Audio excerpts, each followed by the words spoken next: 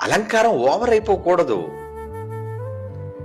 Over స్థాయికి వెళ్ళిపోకూడదు. అలంకారం అనేసరికి పిచ్చి పట్టినట్టు ఉండకూడదు. సంస్కారవంతంగా ఎదుటి వాళ్ళు చూచిన వాడిని గౌరవప్రదంగా. ఈరోజు భారతీయ మహిళ అనగానే ప్రపంచ దేశాల్లో ఏ స్త్రీకి లేని గౌరవం భారతీయ మహిళ దగ్గరే ఉంటుందండి. ఎందుకంటే ఆ కట్టు బొట్టు చీర సంస్కారం. ఎందుకంటే ఇతర దేశాల్లో ఉన్నట్లుగా అరకొర బట్టలు వేసుకునేవాళ్ళు కాదు కదా భారతదేశీయులు. భారత స్త్రీలు అరకొర బట్టలు వేసుకునేవాళ్ళ లేదు. చక్కగా తమ వస్త్రములతో ఒంటిని కప్పుకునేవారు.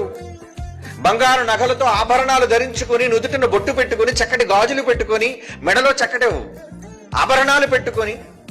ఏమండి ఇంకా చెబితే పరమగీతంలో కానీ వీటన్నిటిలో కూడా అండి ఎంతో చక్కగా అలంకారం కోసం చెప్పాడండి. ఎంత గొప్ప అలంకారంగా వాళ్ళు చేసుకున్నానికి టైం లేదు మనకు అవన్నీ ఆలోచించడానికి.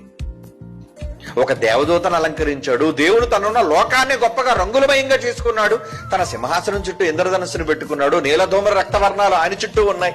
బ్రైట్ కలర్స్ తో దేవుడు కనబడుతుంటే మనం ఎందుకండి సంఘాల్లోకి వచ్చి రంగులన్నీ నిషేధించేసి తెల్లని బట్టలతో మనం ఉందామని అనుకోవడం?